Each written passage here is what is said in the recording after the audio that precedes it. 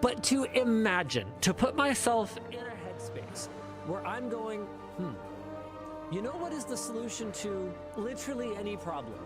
Is to increase those response times on purpose. But to imagine, to put myself in a headspace where I'm... You understand that a customer who contacts you for help is not like an undue burden. Like, that's your job.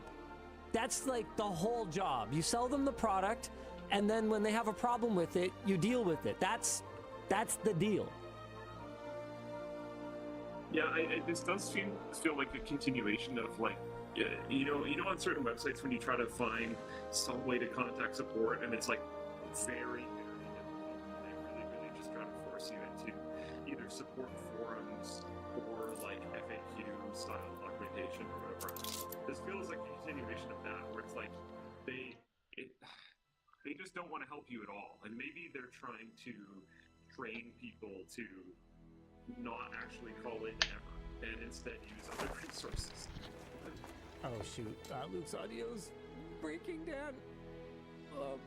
Do you have any idea why, and are you able to fix it? Yeah, I might just need to lower the settings a bit. Cool, okay. Hopefully you heard that, Luke. How is it now? Is it any better now? Nope, it's really bad.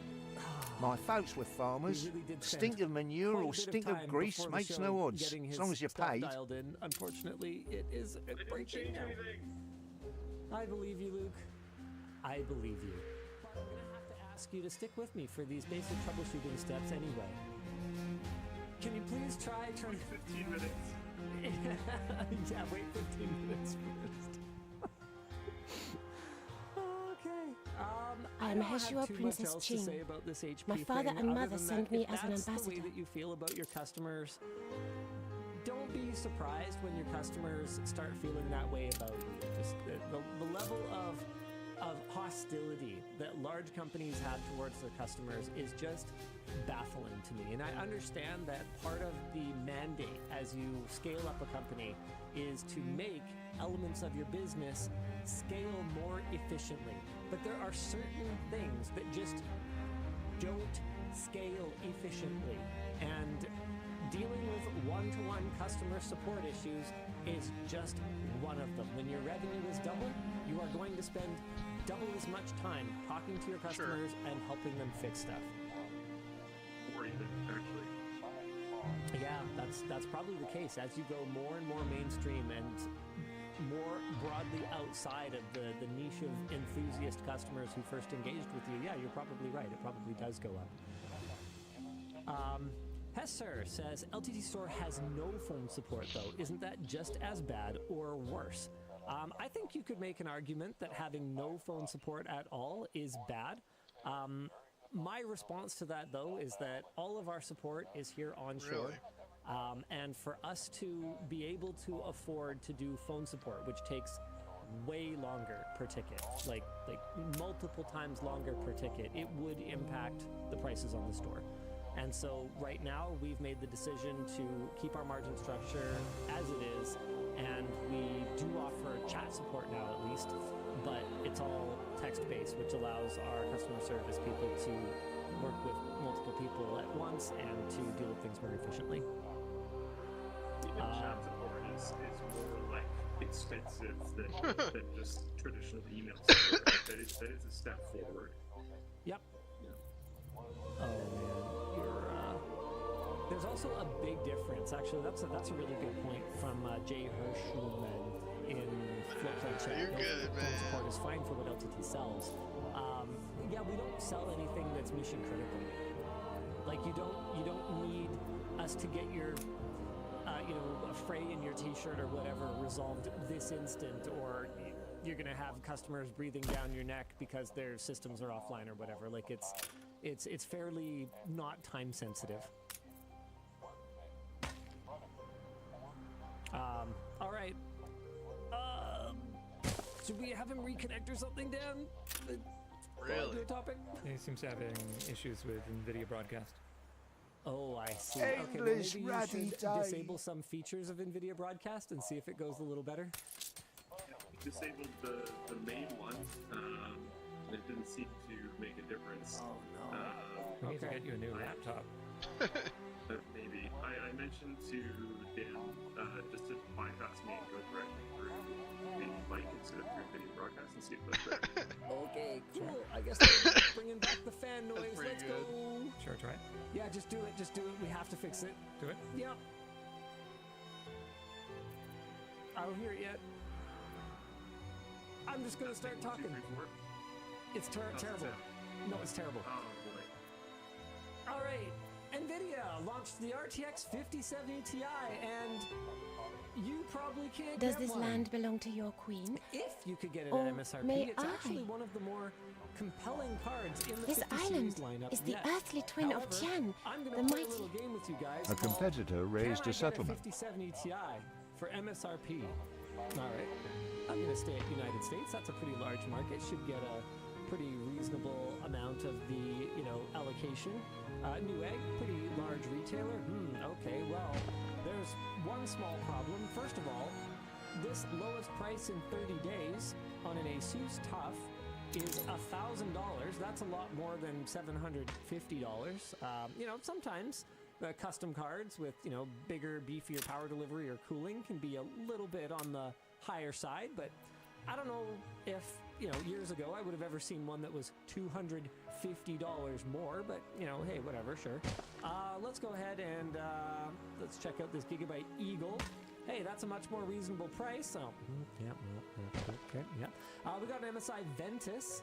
Okay, that's typically on the kind of lower end, and it's on the lower end of the pricing, only a mere $80 more than MSRP. Yeah, that's stock, okay. Yeah, ooh, hey, look, what an MSRP, and yep, out of stock, Asus Prime, yep. Prime, plumb out of stock. Yeah, I don't know if it was on the record or not, but I did sort of express some of my concerns about the long-term reputational damage that NVIDIA might be doing to their long-term reputation with these this over-promising and under-delivering that's happening on pricing and availability. And I won't give too many details about what was or wasn't said to me, other than, I was told that 5070 Ti would be better. And I was like, sure. And then it wasn't better at all. And there are elements of this that NVIDIA cannot control. NVIDIA can't really control if retailers or distributors are selling in bulk What kind to of town scalpers, don't have a for warehouse? instance. They can't control that. NVIDIA can't control if Show their me how you partners down the conduct your chain business. are increasing prices in order to take more margin when the market will clearly bear it. They can't really control that to a degree. But one thing that does bother me a little bit is that NVIDIA can control how much stock they launch Sadness. with. NVIDIA can control that. NVIDIA can make a decision to give their partners longer net terms for the chipsets. NVIDIA can make a decision to look at their existing stock, their existing pre-launch inventory, and they can delay the launch to allow themselves more time to build up that inventory. That is a decision that NVIDIA can make, and a decision that NVIDIA clearly decides not to make with every launch. And I want to shout out Nintendo here, actually, because based on the frequency and thoroughness of the leaks around the Switch 2, I am actually starting to believe what Nintendo hinted at months ago, which was that their strategy to combat scalpers was that they were going to launch with so much inventory that it would literally not be possible for scalpers to absorb all of the inventory and then sort of trickle it out at much higher prices. Do you remember Every this settlement conversation? needs a market. You can The just people nod if want a your mic place sucks. for supplies. Provide Yeah, it. cool. It's a Linus Wan show today. No, we'll get him. Don't worry, we'll get him back online, everyone. But I mean, when was that? I think it was sometime like mid to late last year or something like that. That was sort of rumored or something. I can't remember the exact details. But the point is that I was pretty surprised to see that Nintendo didn't launch the Switch 2 during the holiday season. because the rumors were already coming at such a rate that it seems to indicate that the hardware was pretty darn finished. I mean, from everything we've seen, the chip is based on AMP, so Nintendo has probably had finished silicon for literally years while they work on launch titles for this thing. So that led me to believe one of two things. Either one, they didn't have their launch titles ready, and you know Nintendo's gonna bring it for a launch title for the Switch 2. You know they're gonna bring it, they're gonna have one or two absolute mega bangers, and they're gonna be ready to go with that. So that was thought number one, was they just didn't have it. But then I kind of went, yeah, but it looked like the hardware was probably ready for like Tears of the Kingdom. Like Tears of the Kingdom would have been just such a... it would have put such an exclamation point on the Switch 2 launch, right? So we go, okay, we've got Breath of the Wild that launches with Switch 1, boom, sequel to the Switch, boom, sequel to one of the most successful games we've ever launched, Tears of the Kingdom, let's go. Like, it seemed like such an obvious one, and then no, Tears of the Kingdom comes for the Nintendo Switch. We see no Switch 2, and it's delayed. I mean, I think the rumors these days are what, probably sometime in Q2? It's kind of the word on the street. Have you heard anything, Luke? Yeah, nothing too specific, but I don't suspect it'll be initially after the Direct, and the Direct is around that time, so that probably makes sense. Yeah, so probably sometime around there. So if that's the case, it is conceivable that Nintendo is manufacturing Switch 2s, literally or will be manufacturing Switch 2s for anywhere between weeks and months in the lead up to this launch in order to stockpile enough inventory in order to support it. And there's a lot of other companies that behave like that. I'm holding a product from one of them in my hand. I remember having my eyes kind of opened at one point about, why Tim Cook is the CEO of Apple and what kind of company Apple is. A lot of people think of Apple as what? A technology company, right? A hardware company, a software and services company. But if you really break it down, what is Apple better at than almost literally any other company on the planet? They're a logistics company.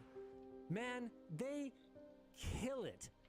Every little screw, every little widget, every little glass element. When an iPhone launches, you can buy one. You might wait a little bit. But speaking as someone who's often not really on the ball about getting our devices ordered, even though, I'm theoretically a tech YouTuber or whatever. Like, we'll place sometimes the approvals take a little bit of time, and we'll place our order like late in the day or the next day. And dude, a new MacBook will come out, and we'll wait like 4 days or like a week and a half or something like that for it to ship. Like, they have the logistics nailed down. Absolutely nailed down. And that's a really hard thing to do, but it's also easier to do if you take some of your cash and you use it to could simply go to smooth press. launch for your customers. Really, entirely marvelous to meet you, and that we may show truth or anything actually in my our broadsheet. Oh, well, that video's not out yet, but I just placed an order on Apple.com. And I bought, well, I'm not going to tell you guys what I bought, but I bought some computers, okay? This place means the world to anyway, my the lot. point is, I bought some Macs to switch to, and I get a text message, I get a shipping notification, it's smooth. We're all full up. And NVIDIA is going to have to figure out at some We're point taking every care. that your customer expectation for you needs to be that when you want the product, you get the product at the price that you say it's gonna be at. Otherwise, what are we even doing here? What is the point of you even telling us what the price is? Why don't you just not tell us anything? Yeah, I don't know. I mean, they've been getting away with, like, blatantly, I don't want to say why. Day for a day of extremely dreary misleading drudge. information about performance and keynotes for many years at this point. Their stock is never what you'd expect. The pricing of things hasn't been legitimate for, I don't know, 60 years, something like that. Like, I don't necessarily think they're going to be encouraged to change unless they have competition, and they don't have that right now. So they want. But if everyone keeps buying their junk, then it's not going to matter. Well, that's the thing that's frustrating, because it's not junk. It's a good product, and people want to buy it. But it's the expectations versus reality that I think is really getting us here. Look, if we could review the 5070 Ti, and NVIDIA were to say to us, yeah, realistic street pricing is, probably going to be anywhere from $850 to $1,000, then at least we can communicate that. We can work with that. We can say, hey, here's a good card. It's not a great value, This'll handle high refresh rate 1440p gaming and light 4K gaming.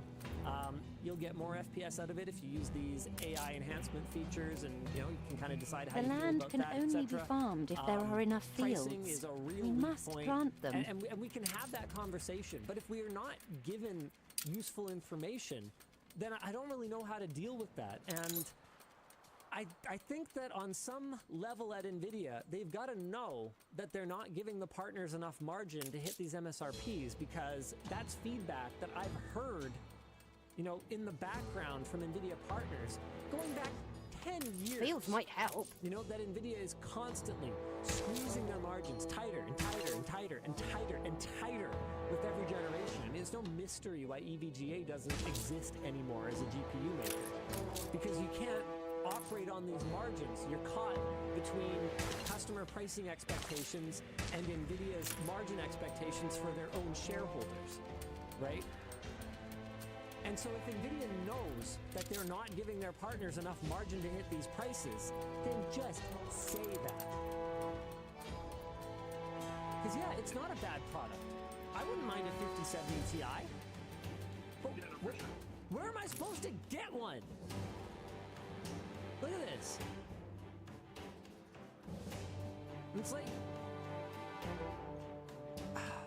at a certain point, I just have to kind of look at it and go, and this is honestly not good for my career, but at a certain point, I just have to look at it and go, why do you even seed me one? Save it for a customer, because clearly they're just going to buy it anyway. Why even bother having reviews? It's kind of brutal, but yeah.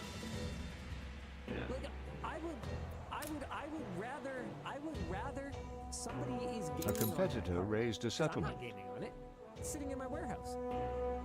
You're even talking, it's not just sitting in your warehouse, sir, we're using the left shush.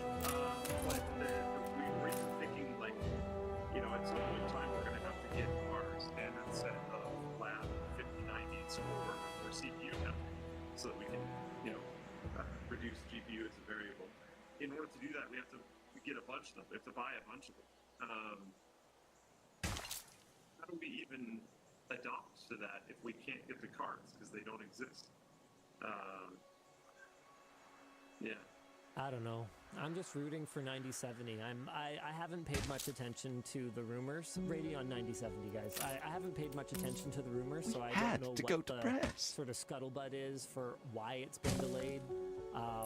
But it obviously got delayed, given that AMD had ads going up in other regions to buy it when it hadn't actually been launched yet.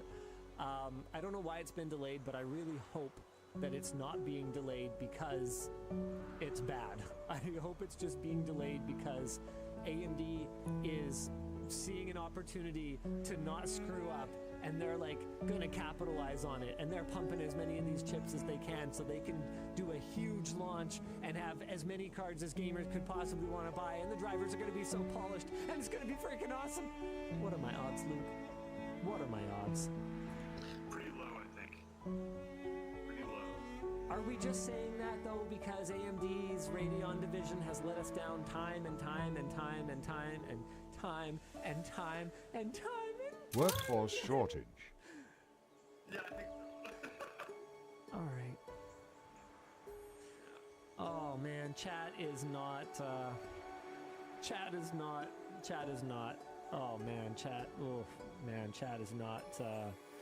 Not confident. They're not confident. Oh, hold on. Noki. Noki says, in a response to Hardware Unboxed, AMD's David McAfee shared, I really appreciate the excitement for RDNA 4.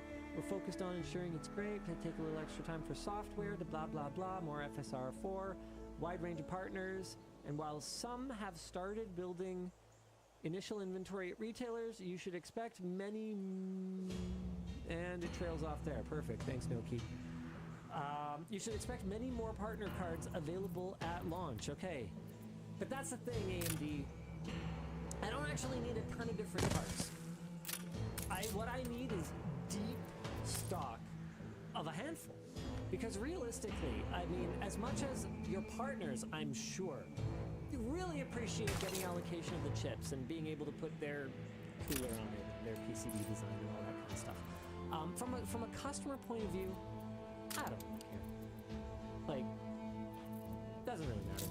I just need the GPU that does that many FPSs in my gaming games. Like it, I don't really care. I don't need, you know, what is this? When I look into your people's faces, I see trouble. It doesn't matter. Make sure their misery doesn't become a problem. Please get the cards built, get them on the shelves. I'm super excited.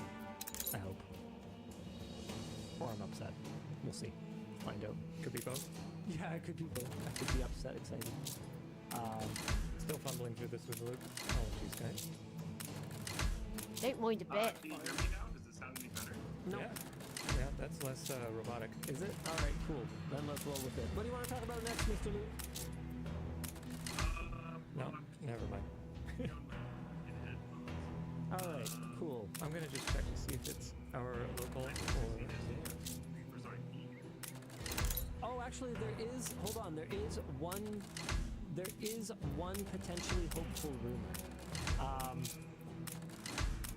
It is rumored that gaming card availability could improve in the coming weeks due to data center demand being lower than expected, and some of those wafers being It's a surprise repurposed inspection. for the production of gaming cards. So that would be pretty cool. Also, there was one other bit of NVIDIA news this week that we haven't talked about yet, and that is that the new 50 series cards appear to not have support for older titles that use PhysX. So they have no 32-bit PhysX support, meaning that if you want to play something like Batman Arkham Asylum, you're going to be stuck running PhysX on CPU, which even on modern CPUs is really tough. Now, we were talking in writers' meeting today about alternatives, like what can you do? And one of the things that got pitched was going and like eBaying one of those old PhysX cards. Do you remember those, Luke? Like BFG had like a PhysX card that you could install.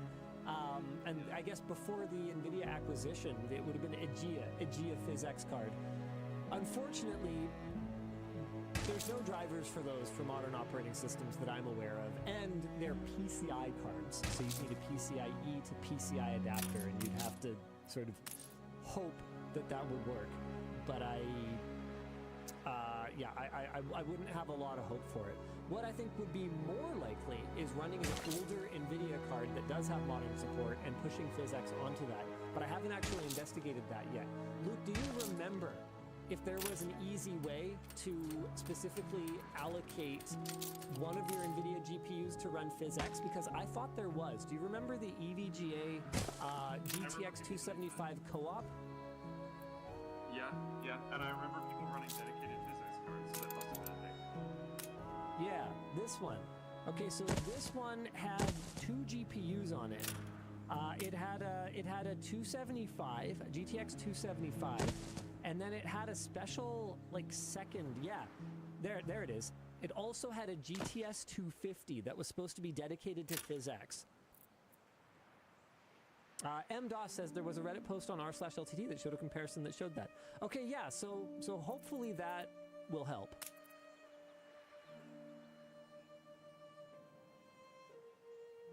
The old page is still up on it as a tutorial. Yeah, here we go. Noki just posted this. Awesome.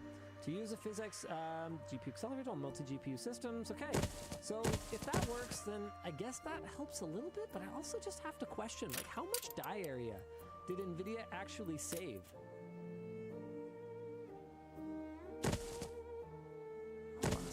just have to ban someone really quick, and they're gone. Cool. At least I'm trying. Dan, if you could do it, that'd be great. Sorry, what do you want? Things in the chat? Don't worry about it. Okay, cool. What else we got for this week? What do you want to talk about, Mr. Luke? iPhone 16e, I think. Oh, yeah, we can talk about that. New iPhone 16e came out. I assume that you weren't paying any attention to this, Luke. No, I wasn't literally at all. That's correct. So Apple finally launched a bit of a spiritual successor to the iPhone SE Gen 3. So they've done 3 iPhone SEs so far, and that's kind of their budget-oriented iPhone. But what's got people kind of riled this time around is that the last iPhone SE started at $430. Okay, which, I mean, I think sounds like a pretty good price for a phone that, at the time, had what was Apple's flagship tier SoC in it. It was pretty light on the RAM and storage. I believe it had 4 gigs of RAM and 64 gigs of storage, so not too much for 4 years ago. But top tier SoC, and actually what a lot of people liked about it was it used an older version of Apple's industrial design that had the fingerprint sensor and the home button, rather than using gesture controls like the iPhone 10, which had actually come out a few years prior. So the iPhone SE was kind of like the little brother iPhone, and it was priced as such, $430, pretty good starting price. And I believe it was 480 for the one that had 128 gigs of storage. So like a more reasonable amount of storage if you're going to be snapping any number of pictures and recording any video. So what's got people riled is the price for this one starts at $600, which is a lot, especially when you look at some of the more budget-friendly Android phones that exist these days for as little as a few $100. Like anywhere from $300 to $450, there's some pretty darn compelling options for Android phones, and that's even ignoring secondhand flagships. What You is are the a previous confusion. generation Apple more affordable phone? Like, is this an increase in Apple's low end, or is this just bad comparatively to Android? It is definitely an increase in Apple's low end, because it used to start at $430 or $480 for 128 gigs of storage, and this one starts at $600 for 128 gigs of storage. No space left I here. don't really buy the narrative that we went all the way from $430 to $600. I see it as more of we went from $480 to $600. And some of that, realistically, should have gone down in price. That 128 gigs of storage has gone down a lot since the third We put generation our iPhone love SE into launched. this. However, there are some elements of the new E, so the iPhone 16e, that have gone up in price substantially over the last 4 years. Because once again, with the 16e, we're getting a cutting-edge SoC. And I think that that's something that people are not necessarily assigning enough value to here. In this phone, you are getting an SoC that is competitive with phones, Android phones, that cost twice as much. Can you guys tell me an Android phone for $600 that has a top spec, absolute top of the line SoC in it? And there might be some, but I'm actually not aware of any. Go ahead, please, guys. Hit me with that. Unchained Blades asked, okay, but the question is, do you even need that SoC? And my answer is, not today. No. Today you don't. No, I disagree that the Pixel 8 Pro has a top-of-the-line SoC. It's not even 2 nanometer. Like, You've the got only other potential, top-of-the-line SoC and that I'm aware Beryl of is the knows latest how to Snapdragon. wring it out. And those are not coming in at $600. Not that I'm aware of. Let me have a look here. Pixel 9 Pro XL. Because that uses processor. Let's have a look here. The Tensor G4. Yeah. Oh my god. Okay. Oh, come on. Just tell me the answer. You bit off more than Yeah, you could Snapdragon chew. 8 Gen 4 is the only other 3nm chip that I'm aware of. And hold on, let me finish that thought from earlier. So, yeah, no, you don't need it today. But the point of the SE, or rather the E lineup, is not that you need that processor today. It's that Apple builds these platforms, these entry-level devices, for longevity. Because unlike a lot of the Android handset makers that are going to build these, you know, $300, $400 phones, $500 phones even, Cursed Apple is factory's committing- better than actually, I home. don't think they commit, but Apple internally is committing to support this thing for probably somewhere between 6 to 8 revisions of iOS. So no, you don't need that processor today. And I think that that's an argument that a lot of people make when they look at the iPhone SE and they go, well, this is just stupid. Because I could buy an iPhone 15 or an iPhone 14, I could buy a couple generation old iPhone, and I could get a better experience today because I might even be able to get, like, you know, a 13 Pro or a An 14 explosion Pro or something in like one that. of your There's gonna be some factories. extra feature comforts that are built into that. I'm going to get my MagSafe. I'm going to get these other Feel it features. reflects the times. And that's great, and you can totally do that. Lagging behind You'll on soon be secondhand making a or name even for just, like, yourself. last-gen flagships that are brand new is a totally valid strategy. The fire left But it's ruins not behind. who this product is meant to serve. This product is meant to serve people who want the entry-level iPhone that is brand new, that they are not going to swap out for 5, 6, 7 years. Yeah. And so that's, Your I think, city the has thing grown that more beautiful. we're missing a little bit here. Is I see a few people talking A about. farm? We know. Okay, Red Magic 10 Pro. Apparently that is a flagship processor for about $650. So let's have a look. Red Magic 10 Pro SoC. So that's got a Snapdragon 8 Elite. But ask me, but riddle me this. What brings you here, Master? Are you really going to compare Red Magic to iPhone? It's out of my hands now. How long has Red Magic committed to Android updates? Let's see. They're promising 3 years. Guys, the software updates are a huge, huge part of the cost of a phone. It's not just the hardware. You're not just buying a bill of materials here. You are buying an experience. You're buying a bill of materials, plus you're buying the long-term support for this device, and you're buying the infrastructure around that. So when you buy, Unfortunately, I think yeah, part of the price might even reflect this. You're buying status to a certain degree. I think possibly more than ever, especially as far as I've heard in America, because having an iPhone is cool and having an Android is not cool right now. and I get that, but honestly, I understand that, but I don't want to get into that aspect of it because I don't feel that way about a phone. That's not how I make a decision about a phone. And I honestly think that the 16E is a reasonably compelling value, even if we completely ignore that element of it. There are things that are missing. So let's talk through some of the things that are missing. It doesn't have the dynamic island, the bullet wound display. Instead, it has the old, like, kind of wide notch. It also lacks MagSafe. So it does support wireless charging. Okay, that should be a given for a $600 phone these days. But what it doesn't have is the alignment magnets. So you can't take, like, your MagSafe wallet or your MagSafe battery bank or your MagSafe, like, car mount or whatever else and just stick it on there. MagSafe, very cool feature, not supported on it. It has no camera control button, and the wireless connectivity, yeah, I think a pretty decent word for it is, let's put it this way, is potentially sus.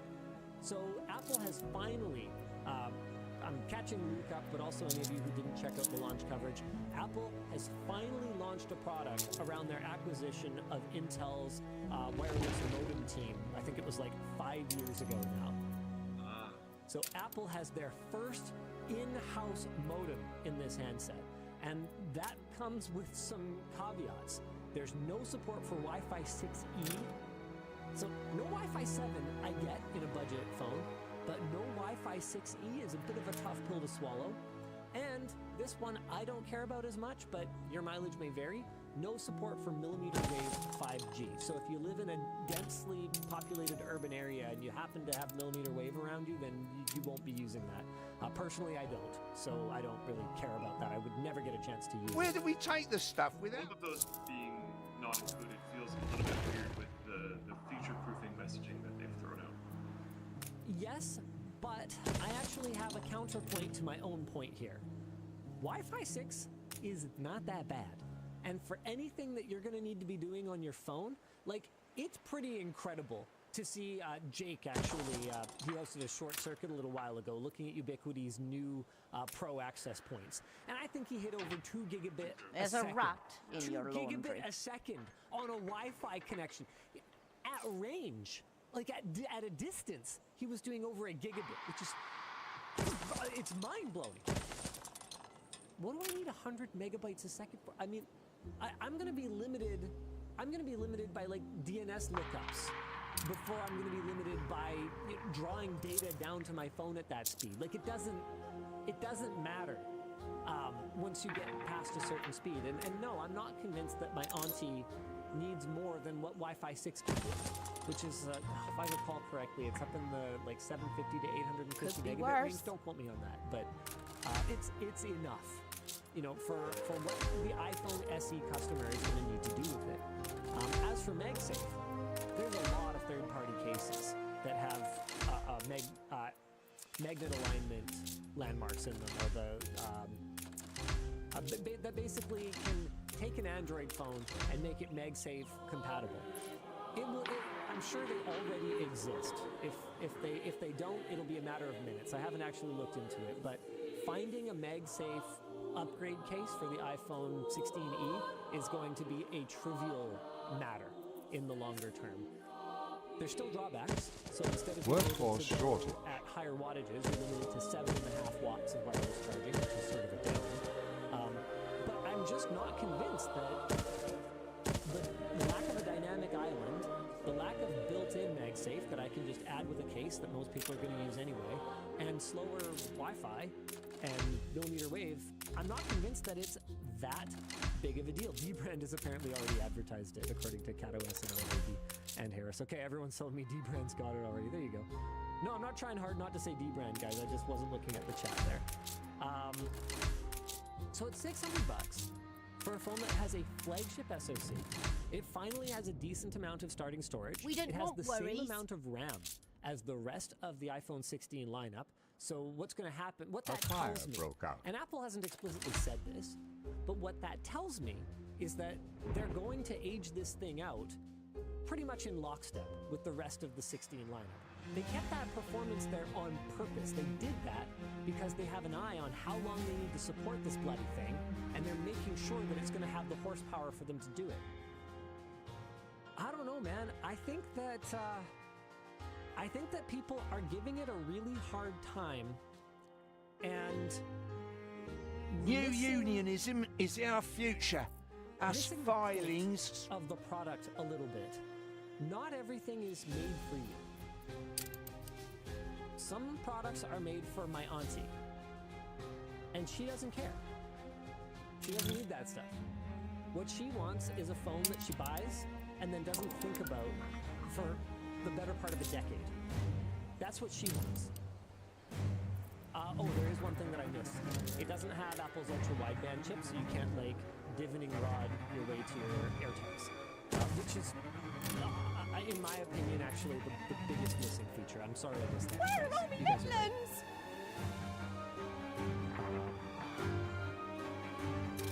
So anyway, yep, new iPhone 16e. You want one yet, Luke? No. Yeah, I can't wait to get off of my iPhone. Actually, The fire I've got left something ruins really fun behind. for you guys. In my coverage of the iPhone 16e, one of the drawbacks that I brought up was what a steaming pile of dog crap iOS 18 is. And there was not one, but many comments, basically just accusing me of being a biased jackass who hates Apple. And so, since that video launched, which was Every field has its weeds. 2 days ago, I have I have collected a couple, not one, but 2 clips of my iOS 18 phone behaving in absolutely batshit crazy ways for your guys' enjoyment. Dan, do you happen to have a USB-C cable over there? I do. Do you want USB-C to USB-C? No, I want you to just ingest the last two clips. Oh, okay. Last 2 video clips off of this thing. These are flipping wild. So I recorded them with my Note 9 because I didn't want to start screen recording on the iPhone in case it disrupted the weird, bizarre, buggy behavior that it was exhibiting. Ranma Chan says, I have 0 issues with iOS 18, lol. And that's great. And that's totally cool. And I'm super happy for you. That's absolutely incredible. I love it. But it doesn't change the fact that a lot of people do. And your lack of issues 100% does not invalidate the very real issues that I am running into with this bloody phone. It's driving me absolutely crazy. You know what you're going to switch to? You're not just going back to your Note, are you? It's the other phone that I carry right now, but no, I'm not going to. What I really want to use is that horrible Huawei trifold one that had all the breakage issues. But I heard that Samsung's going to be releasing a trifold. I'm kind of tempted. I sent you something. Yeah, you can start the first one. Hold on a second. Dan's got the videos. Here we go. Oh, they're... Yeah. They're just the most recent camera videos.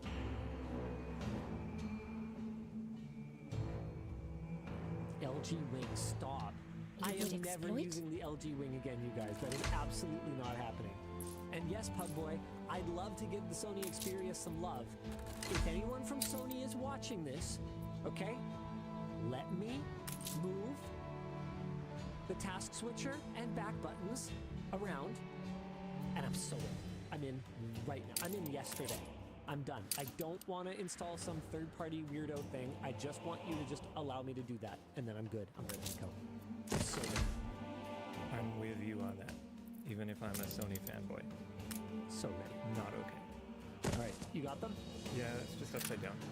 Oh, well, whatever. Hide the bottle! It's the boss! Oh, okay, Dan, he's working on it. Let him cook. Okay, so here's our first one. We've run out of cabins. Dang it. Am I able to narrate these? Okay, check this out. This is a first-party app. This is Safari. We're taking every care. This is a first-party ass app. Just completely broken.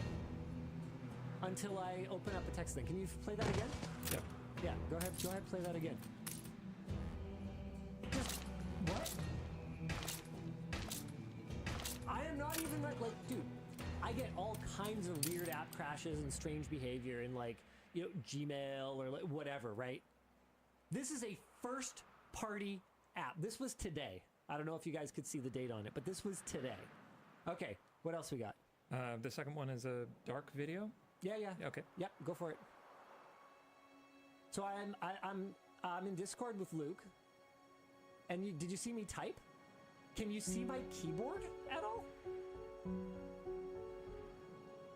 Where is my keyboard? What is happening? Those who wish to right grow now? I can type, must but it's themselves grow not others. there. I must be holding it wrong, right, people? So you can tell that this is recent. This is since the release of that video because Chill. Luke and I are Already talking falls. about the results of the big USA versus Canada game. I see the virtue So in this it. is last night, I guess.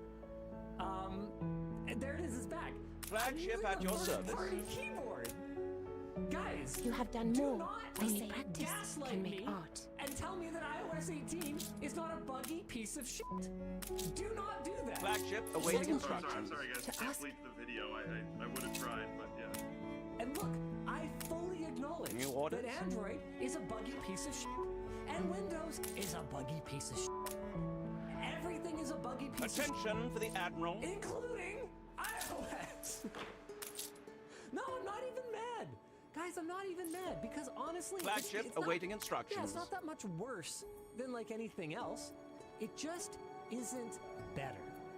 And if you tell yourself over and over again, it's better, it's better, it's better, it's better, it's better, it's so much better, it's better, it's better. You're deluded. Firewood must gather before the sun dies. Yourself. It's not better. Flagship ready for orders. Garbage like everything, and we should be honest about it so that we can have these conversations. Let's have these conversations. Let's push these manufacturers to do better, but we can't do that if we just go la la la. No, it's good enough. It's good enough. La la la. Like, we can't have these conversations. Flagship on patrol. That's all I have to say about that. So if you commented on that video going, Linus, I don't know what you're talking about. iOS 18 is perfect. Rada! Maybe you're a really light user. You don't use the browser. You don't use the keyboard. Honestly, Flagship awaiting instructions. Problems. Like I've had problems with. I had a ton of problems with this Pixel phone when I first got it, and now I have practically none. I don't know what happened. Nothing really changed. Just don't have the same problems anymore. It's been a tradition. Flagship at your service. The other people that I know that have Pixel phones will have other various random issues, and I won't have the same ones at all. But I'll have a totally different subset of random issues that they won't have. So I don't know. Bazag in Floatplane chat said some very true Flagship words here. awaiting instructions. Floatplane is Willie 100% Wibblesock, bug-free software. self-made man, no shame in it. Wibbly if you like. How it'll be in the fairy tales. He can't even meme it. Yeah. Yeah, for sure, dude. Yeah. No, definitely. Nothing is perfect. Nothing is perfect, but pretending it is not healthy, is all I'm trying to say. Perfect on Firefox. Yeah. Linus, do you want your phone back? Oh, yeah, sure. You could give my phone back if you wanted. Hopefully they can't hear the... I don't know why you don't just Attention for the solve all Admiral. your iOS issues by just running Firefox on your phone. Yeah, right. That would definitely fix it. Pretty Coordinates hilarious plotted. though, right? Like it took me less than 48 hours to produce hard video evidence. Steersman. Just, I don't think anyone could call either of those things anything other than broken. That's broken. That's just plain Flagship broken. at your And service. both of them were first-party pieces of software.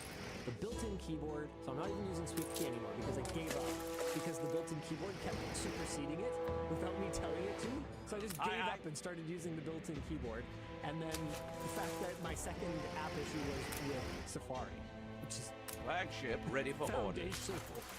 Okay, that's foundational first-party software. Oh. Yeah. Videos made with a perfect Note 9. I Only know, practice right? Is it in If fact? Samsung... Okay, Firewood I'm gonna must talk to gather Samsung. before the sun dies. Samsung. Okay, if you guys are listening, Note 9 Mark II. Hear me out. Note 9 Mark II. I want to see it. No notch. No hole. in the Attention front to the display. Admiral. Just give me a nice skinny little forehead up there, okay? Give me that rear fingerprint sensor. Aye. What else do I want? Give me that Give headphone 'em an jack, inch that and micro they'll SD take a expansion, mile. a flagship phone with all the features you put in your budget I am a phones. humble servant of Her Majesty, Jay Zimmer called says that upon will for never delicate happen. occasions Flagship awaiting such as instructions. these. I know it'll never happen, but I want it. You know? I want it. And no, I don't want an S25 Ultra because they don't have the stupid Bluetooth remote trigger for the stylus anymore.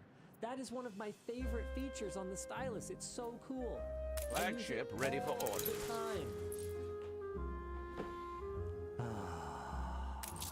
I'm just gonna start yelling at Sony to fix their buttons so that you can use this. Yeah.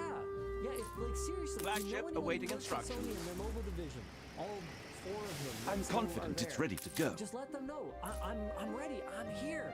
I'm so ready. I'm ready right now. I'm ready to do it. I want to go Sony. Okay. How about some merch messages? Oh right. What Flagship on are we patrol. doing today? Merch messages. Oh right, the WAN show. Okay, this is great. Well, why don't we get the announcements out of the way before we do merch messages? Or wait, no, we'll do the explanation of merch messages first. So the way to interact with the show is merch messages. We don't do super chats, we don't do Twitch bits or anything like that. If you want to chat with Mr. Dan, the producer, have him send your... Wow, that is some wicked moire. Yeah, never wear that sweater again. That's Good okay. Lord. I've got a new one right here. Let's go! So all you gotta do is head to the cart at lttstore.com to send in a Flagship merch ready message, for and orders. producer Dan The will throw lean it down horse there, dies beside an respond ancient to it, road. or curate it for me and Luke to address on the show. And a pretty special Brad, thing for to you go to guys press. add to your cart today is the all-new framework all-over embroidered hoodie. This thing is so On our cool. way. And yes, this is a very high price for a hoodie. But what it is a very reasonable price for an all-over embroidered garment. That is not printed. That Flagship is awaiting frickin' instructions. embroidery. It looks so cool. This is like one of the coolest garments that we have ever done, you guys. I am extremely proud of what the Ordnance team put spotted. together here. Flipping I grew an awesome. empire from This was a nothing collaboration to with dairy. Framework. They're not profiting or anything like that from it, but basically, we reached out to them and we were like, hey, we had this idea for doing an all-over embroidered garment. We wanted it to be kind of circuit board, PCB inspired, and would you guys be down? You know, intellectual property notwithstanding, would you guys be down to send us Flagship at your service. the layouts, send us the board drawings for your Framework 13. I believe it's the Framework 13. Don't quote me on that. Could be the 16. I can't remember. But would you be down to send us the board layout for one of your laptops? And then we'll build that as a repeating pattern into the fabric before we sew these together. And they were like, there could be some, like, you know, patent or IP issues with some of our partners. Let us abstract it a little bit, but yeah, that sounds pretty cool. So we're calling it the essence of a framework motherboard, and then we've embroidered it throughout every inch of the fabric. Like, dude, how cool is this? I'm actually super stoked on this.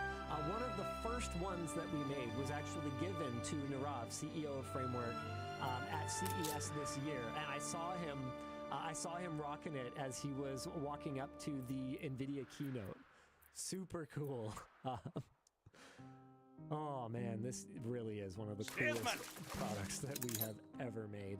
Anyway, so that's available starting this week. It's crafted with brushed 100% cotton terry fabric for a softer, more comfortable feel than our already cozy regular hoodies.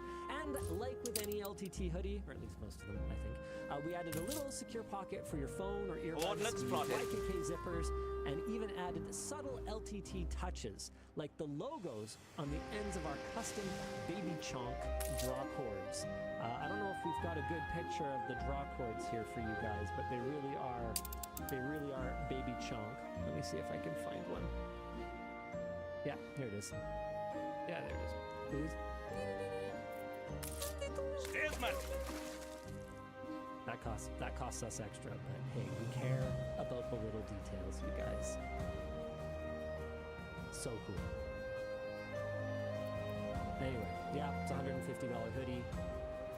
Whatever.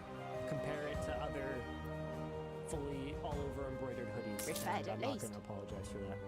It's a super cool hoodie. Oh, Artie's look weird. Yeah, sorry. I'm hot and bothered.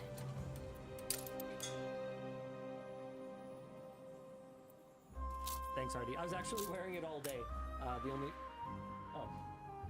Oh yeah, no, I already have one, Artie. Thanks. There's one on the chair behind me. Yeah. I freaking love it. It's so cool. Don't worry, Luke. There's one for you. It's over there on your helmet. Nice. Okay. Yeah, I was yeah, I actually know. kind of sad I didn't get this. Yeah, I know. Don't worry. I got you. I Oh got my you. gosh, the arms fit as well. What have you done? Oh, nice. This is phenomenal. Let's go. Oh, it's so comfy. Flagship Let's ready go. for orders. Let's go. Just gonna keep them warm. All right, so do you want to show our friends how, our parasocial friends, how a merch message works? I'm actually going to take this off because it looks a little bit weird. Double sweater. I fade into my chair. I've got a comment here Flagship from awaiting Nate. instructions. First, why do you all have to make so much cool stuff and make me spend my money? Rude. Sorry. Thanks for being real, Lamb. Keep the good times rolling. All right. So, I'm trying to bring back the LAN room at my local convention next Friday. I've never run a LAN before. Do you have any tips or tricks that could help? February. I was trying to do it by next Friday. Sorry. Good effort. Any tips or tricks that could help? I mean, one big one, huge, is control the scope. Okay? Don't try to host a 300-person event right out of the gate. Okay? On the first one, I'd say it's really important to make sure that you're doing it with people that kind of are going to keep their expectations in check. I'm not saying you have to necessarily do it for free, but I would say that if you were going to ask people to pay, it should be on the order of like beer money for the first one, or energy drink money, or whatever the case may be. You know, try to break even, try to have some fun with it. Don't overdo the scope. The other big one I would say is plan for what your big games are going to be. You know, what are you all going to play together? Because that's what makes a LAN special. That's what makes it memorable, is the times that you were all playing together. So whether it's like a Worms Armageddon tournament, or whether you guys are going to like, you know, get some Halo custom edition going, or you know, what are some other really good like LAN games, Luke? Yeah, I mean, this is the point that I was going to bring up, actually, was stay away from the super popular games. Try to find stuff that is, like a lot of the things that Linus just mentioned are well known as LAN games, but people don't actually play them a lot outside of LANs, which is perfect, because you don't want people who are like super practiced or super trained on this particular game. You want a bunch of people going into it fairly raw, because that will hopefully have more people at a similar skill level. If you picked like Call of Duty, and then you have someone that every single day after work they go home and play Call of Duty, they're just going to ruin the lobbies for everybody. So you kind of want to, unless this is like a group of people that play a very particular type of game, and then you're coming together to play that game, and that is fun and that is cool, that's one thing. If it's just a big multi-game whatever have fun LAN, it's mostly interesting to bring in things that people don't know about or are just kind of silly fun.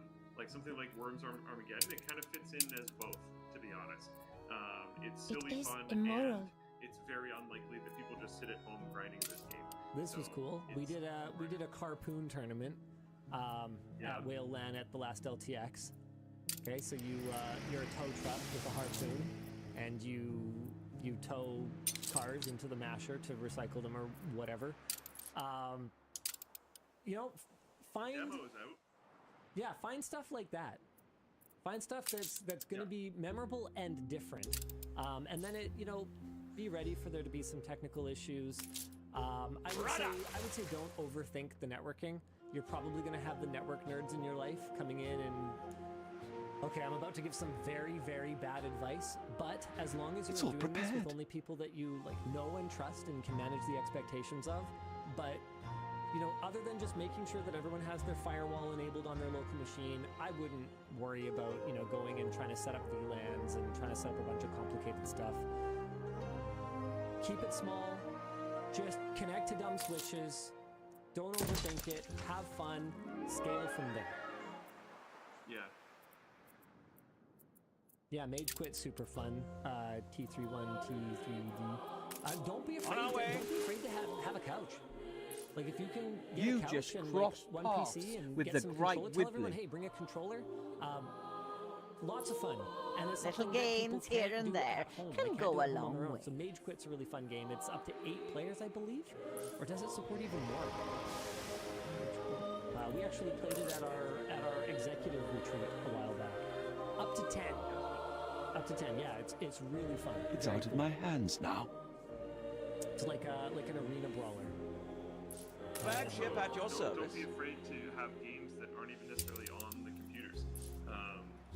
Like at one of the whale lands, we did chair curling. Yeah. Where you just like took rolling chairs and you just curled them, and it was fun. People had a great time. Like ultimately, you're all there hanging out, having fun. Don't mind a Doesn't bit, necessarily Virgin. particularly matter. Like if it's PC land, like Linus said, you can have a couch and play Oh, some game that we're isn't in a just good sitting in front of your monitors. You can also just like get up and do other random stuff. A very classic LAN game is Hard Drive Shuffleboard, where people will bring in their old dead hard drives and you just play like shuffleboard on the ground with them. Yeah, feel free to mix it up. Just have fun. Maybe that's where my Bitcoin hard drive went. Maybe. All right, here's another one for you. Hey, I bought the Nokia wireless VR adapter like a year ago, and it was dead on arrival. Support has been absolutely terrible, and I don't have a resolution. What would you do or recommend? Oh.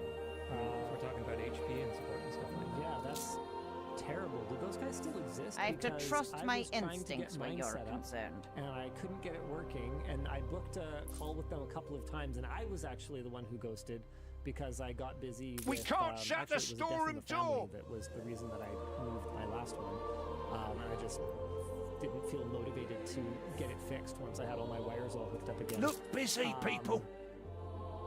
I don't know. Have they just disappeared? Because I hope was you may really still interested in teach the me of product, your and I ways. wanted to review it. I mean, their website is still here. Do they have like a blog or like how do you fix TBA? Pamphlets, What am I even pickets, looking at healthy here? honest Okay, so there's been protest. no updates since If some silver spoon December stiffs of want to last year. Okay, deny that's us only a that, couple of we'll months ago, take them though. shiny spoons and shove them. I mean, other than posting about it on social media, posting about it on Reddit. Really? It's a bit of a quest, okay? You Audio make drops out and never molehills returns out with of the mountains. resolution. Unplug the DP cable. Buh. Man, I don't know what to tell you other than try and get attention from them and or someone else on social media. I mean, their last post on Twitter was 2.5 weeks ago, so theoretically these guys are still around. It's just a question of whether they're actually providing support. That's super crummy. I'm sorry to hear that. I mean, I guess you've already definitely driven some attention to your case, because here we are talking about it. I would love You're to like hear. trying to get someone's attention on social media. I was like, well, that worked. Yeah, sorry, I wasn't really thinking about that. We're social media. I was focused. I was focused. Technically, this is internet television. Yeah, so we'd like to hear soon that is resolved, Nofio. That's what we'd like to hear.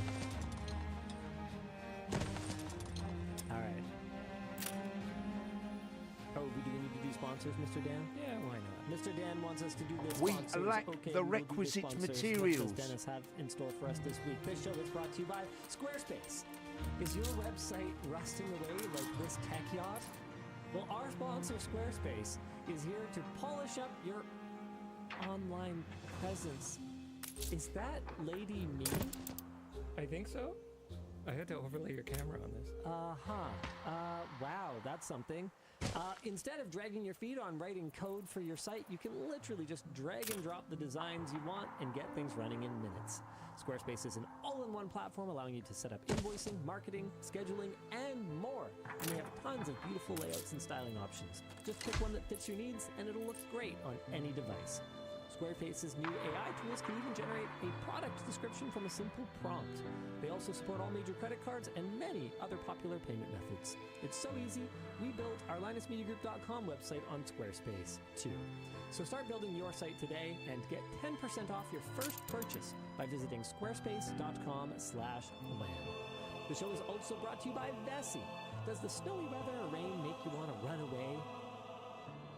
Then run! Don't let the weather stop you. Vessi keeps your socks dry while staying breathable, lightweight, and stretchy. Even though I'm a well-known socks and sandals kind of guy, I wear Vessis when I want to look cool for once. Do I? I mean, I'm wearing them right now, but those are not Vessis what I'm wearing there. I'm And confident it's ready to go. They've become Dennis's go-to travel shoes.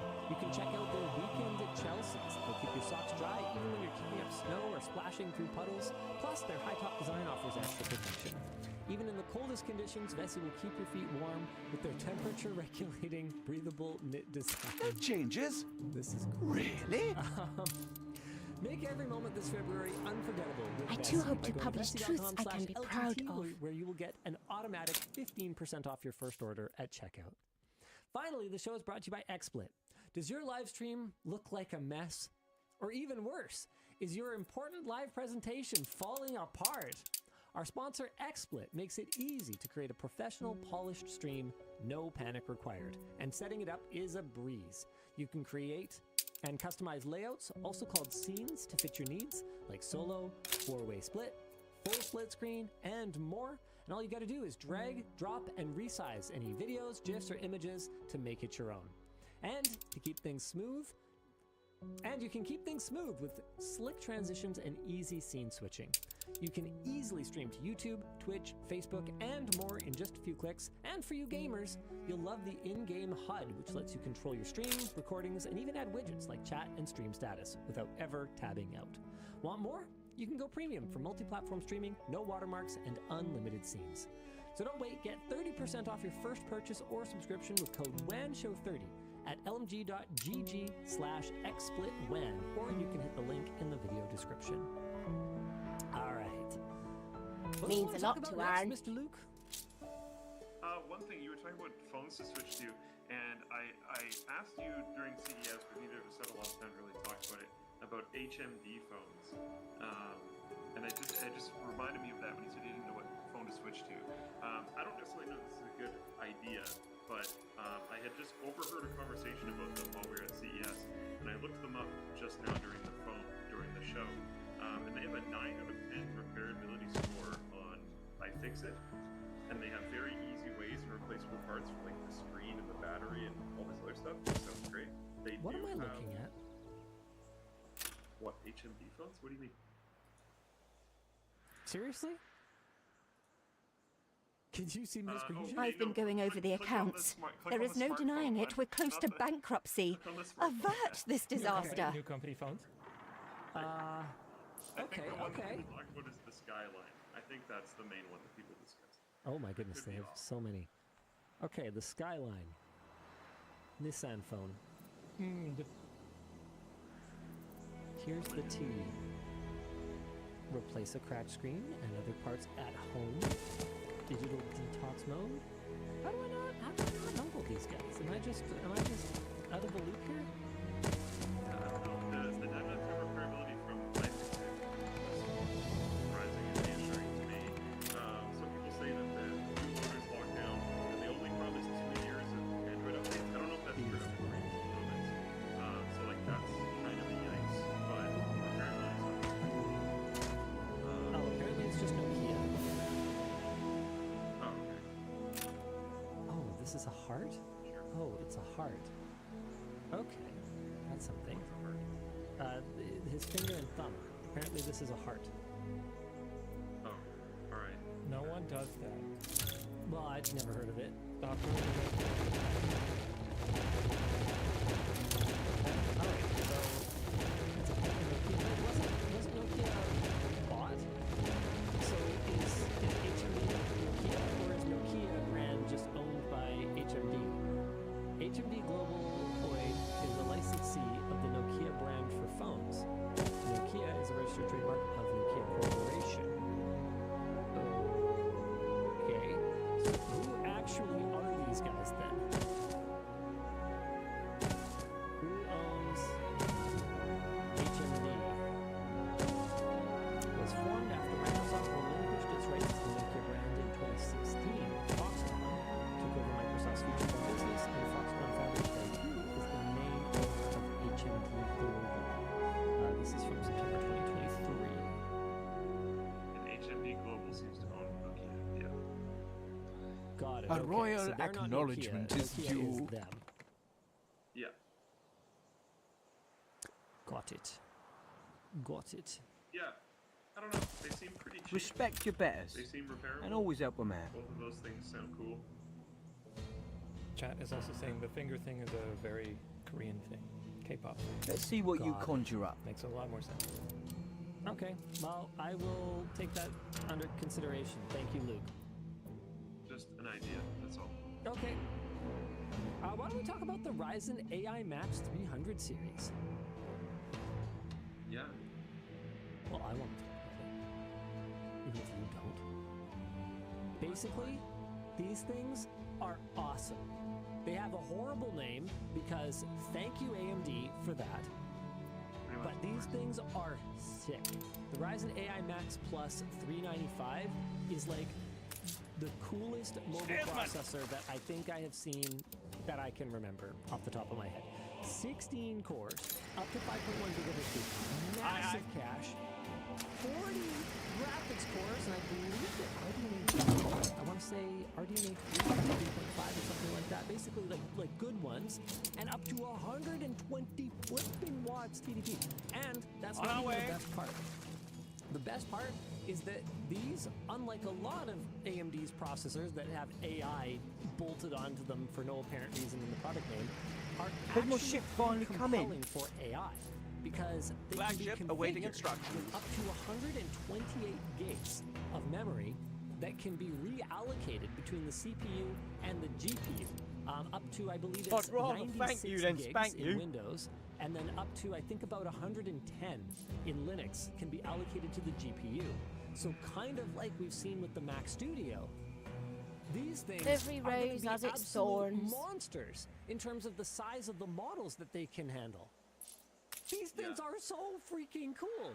And which is interesting because that became significantly more relevant after they were announced. Yeah, absolutely. There's lower end models that can, right. And what's really cool is because they wanted to keep this onboard GPU fed, this like massively powerful onboard GPU. Hold on a second, I'm just going to check the notes here. I'm trying to remember exactly. Scooped us out of the gutter, you did. To. Don't quote me on this because I don't think I see it in my notes, but I think it was supposed to be comparable to something like a 4070 mobile. Like this onboard GPU is flipping nuts on the top spec model.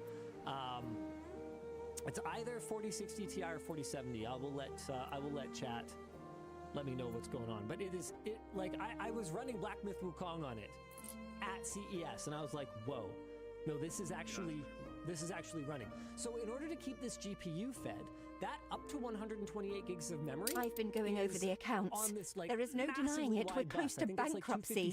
Avert this disaster. So it does make the board design a little bit more challenging. And there's a video coming soon where we'll be talking a little bit in more detail about that. Between so that's why we're not seeing a lot of devices with these in them. But they're so powerful because the memory is so fast. Uncompromising journalism. GPU because they needed to make it fast enough to run that GPU. It's so perhaps cool. better to admit defeat, and it's as you do in your newspaper. So I talked about this in a fair amount of detail with at least what we had when I did coverage of the ROG Flow Z13 in the ASUS booth at CES. But now that they're out and people can actually benchmark them in their own studios, the Fox, who you guys might remember, we've talked about him before, not in a while. He really focuses on like gaming handhelds. Super cool guy. Let me see. I think he's got a video. So you got. Wait, hold on. Did he review our precision screwdriver? Did you know about this? Did I talk about this? Did I just forget about this? What the heck? Did we even know about this? What? I didn't know about this. No way. Dude. Oh. We are welcome, it seems. Interesting. Wow, how about that? Okay, cool. Well, thanks anyway. So, yeah, anyway. Yeah, here we go. So you guys are going to want to go check out his video. Here's his channel. So anyway, he really specializes in like handheld gaming PCs, handheld chips, and people were worried that since the low end of AMD's advertised sort of TDP target for this thing was 45 watts, that this thing would totally suck for handhelds. But it turns out the 395 crushes the 8840U Thank your loving kindness at the same TDPs of 25 or 20 watts in Arkham Knight, and has an even bigger uplift in Cyberpunk. My notes say maybe just look at his charts. But we're not going to do that. We're going to send you guys to see his charts. Rare for promises to be kept. Thank you. absolutely awesome, even at lower TDPs. He got 9 hours of battery life on the 395 by lowering No space power, left here. and 7.5 hours on the 390. And this is on the Flow Z13, which has a giant screen on it. So if you had a smaller screen and a handheld device, man, it could be freaking awesome. So our discussion question here is, if ASUS threw a 395 into an ROG Ally, how much would it cost, and would you pay that lack price the to requisite play games on a materials. handheld with this high of a level of performance? How do I put this? I strongly doubt that ASUS has any plans to do a Ryzen AI Max or a Ryzen AI Max Plus ROG A few Ally. murmurings But down the union. I would be absolutely stoked if they did that. The problem is that the only customers that they'd really be addressing with that product would pretty much be people like me and reviewers who don't have to pay for them, because it would be wildly What do you expensive. think one would cost? I am going to make a fairly educated guess. Can't tell you how educated it is, but it's pretty darn educated. And I would say that there is no conceivable way that it would start under about $2,000 US. Yeah. Yeah. People are like $900. No, dude. No, dude. Not even close. Like there's a full SoC, guys. This is up to 16, and I'm talking like the top spec with the 16 cores and the 40 core CPU. Like we're talking about a top of the line mobile CPU with a mobile 4070 bolted to it before you've even attached it to a motherboard, before you've put any memory on it. Like no. I mean, you might need a little less memory for a gaming configuration. So no, still $2,000. There's no way. And people are like, I wouldn't pay that much. It's like, yeah, they get it. That's why I strongly doubt that ASUS is going to build it. But your willingness to pay for it doesn't change that. That's just what that would cost to build, and so that just is. It would be sick though. And that blows or whatever, but it is what it is, and that's what it costs. I'll And do. that's why we can't have it, because there wouldn't be enough people. Someone says Aya Neo is doing it for less with this chip. Are you sure? Aya Neo, 395. What are we even talking about here? Aya Neo something. Ryzen AI Max. Are you guys sure? I don't see anything. Your about people this. are rioting. I know he's not going to see any of this. Your people oppose you. No, I do see Find you. a way to solve Like this dangerous 420? predicament soon. Yeah, I think I got trolled. Guys. No. Oh, Shraf 2K in floatplane chat says, no. I mean, the regular IMO is still Time to go against the grain. Chip. Yes, exactly. So by the time you put this giant SoC in, it's not going to get any cheaper, and you'll be throwing away a lot of its performance, because you would never want to put a big enough battery in a handheld to power this flipping thing at reasonable wattage for an extended period of time. So you'd be getting slightly better performance, but not as much as it's really capable of. And even if you plug it in, you'd still need a giant cooling solution if you want to actually get 100 watts. I understand that the sweet spot is like 60 watts though. Elemental Exposure asks, why does it say we have a left-hand zipper? Genuine curious question.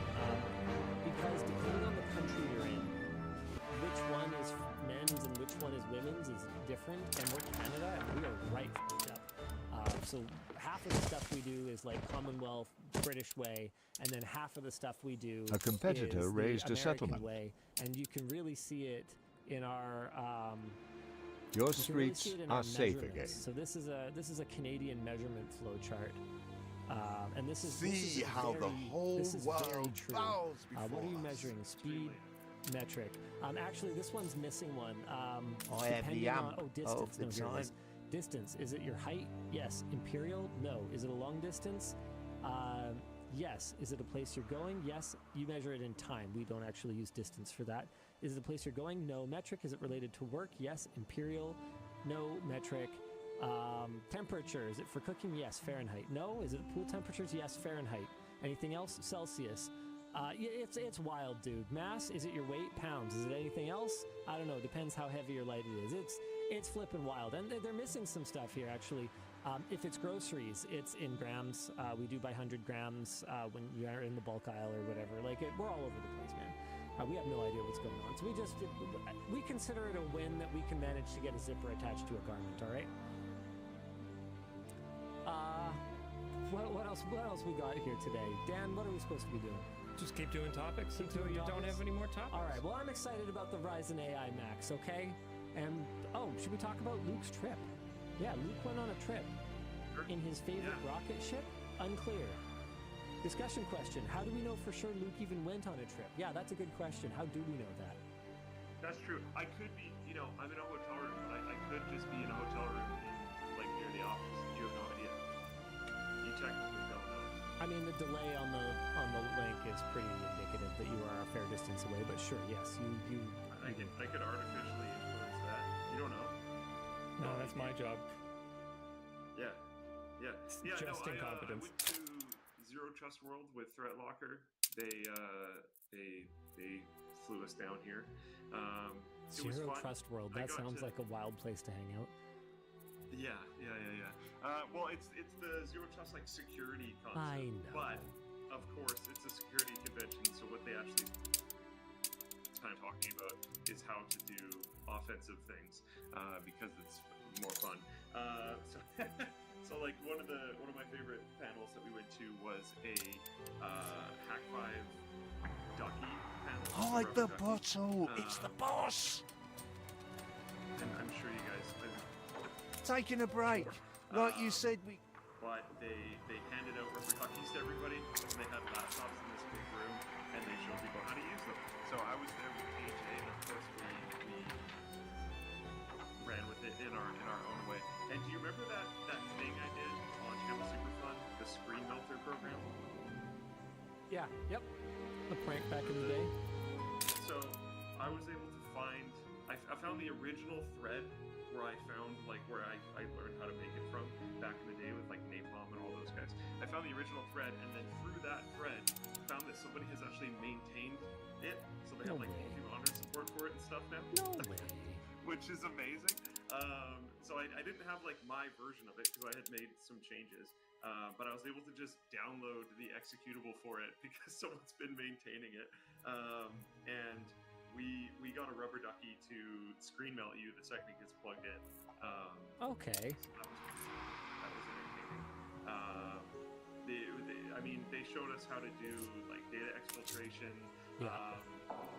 One of the fun things that they were talking about was if you ask day full of day LLM of dreary to drudge. write a ducky script for you to upload all of the documents and pictures on a computer to a Google Drive, it's pretty likely that it will be I'm not going to tell you how to do that. Flagship You're ready for clearly orders. just trying to steal people's files.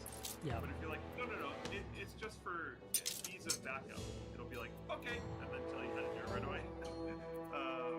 So anyway, they showed us how to do a bunch of different things. One of them was disabling Windows Defender and other stuff. Some of it was data exfiltration.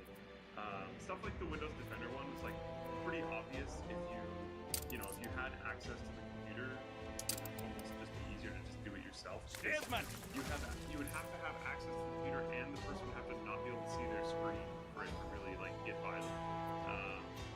But it was still really interesting. But yeah, there was a bunch of different panels on different various security things. Some related to Threat Locker, some not. But yeah, it was fun. Cool. Well, glad to hear you enjoyed it.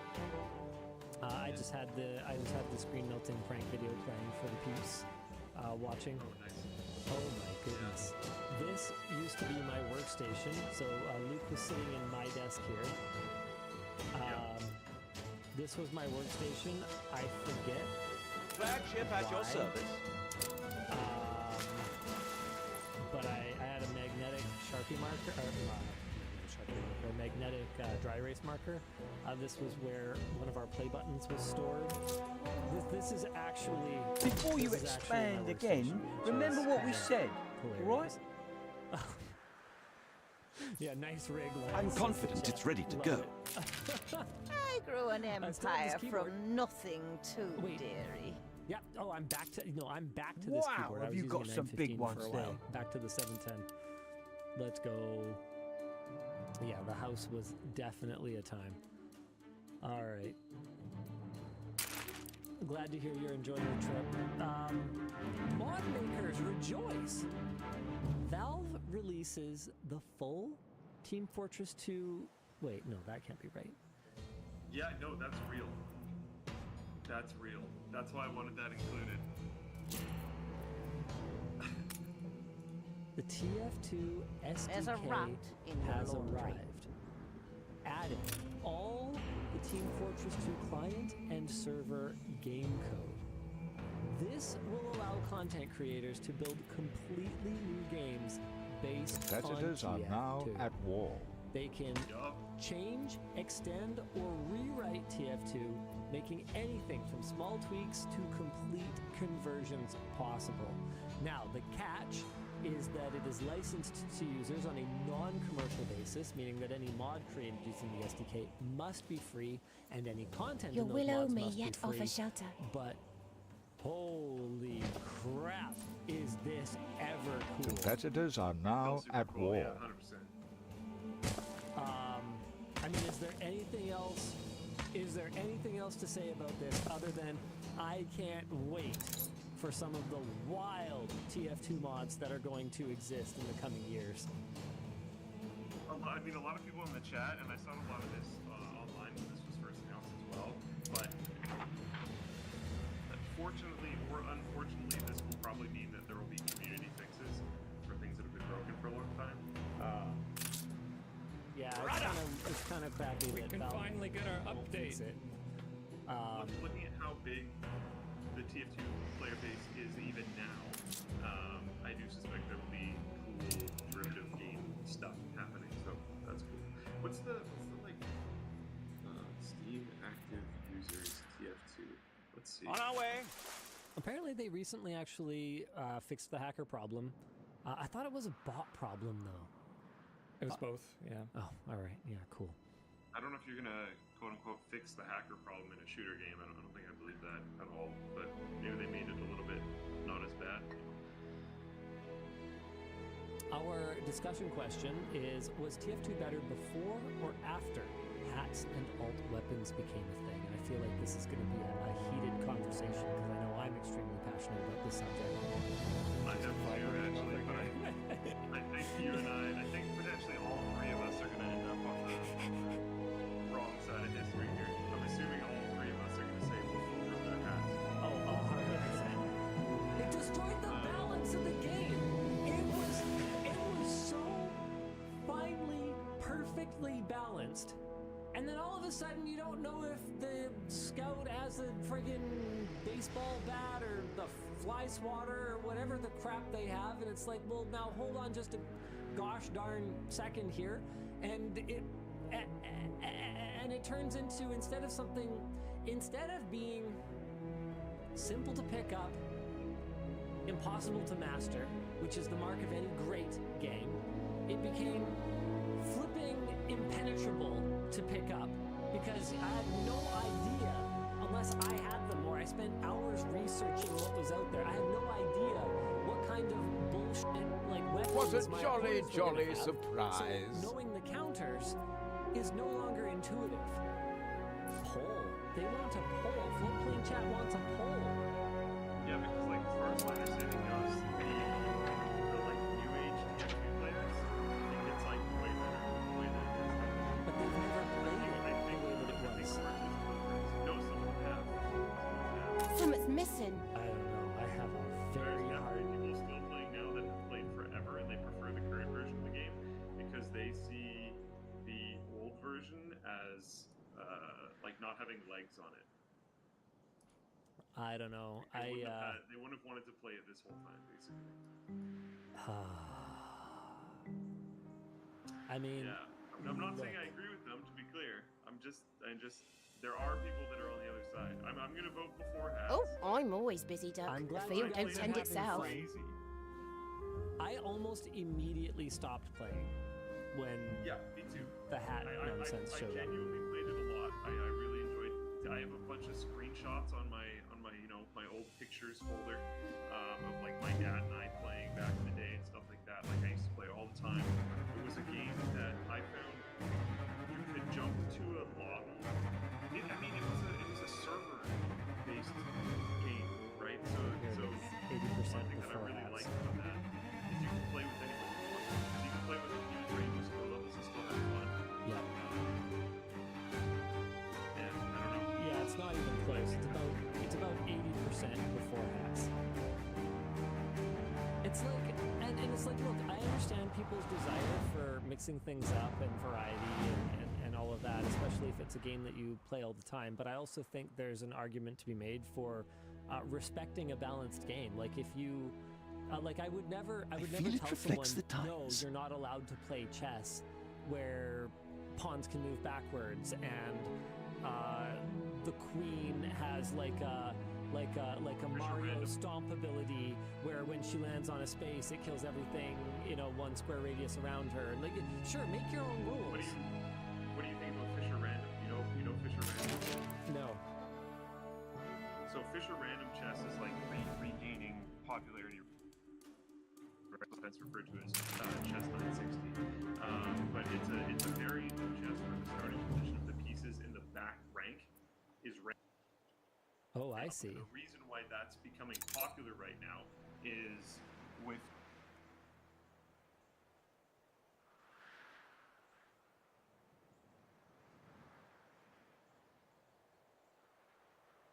Pokemon are so annoying!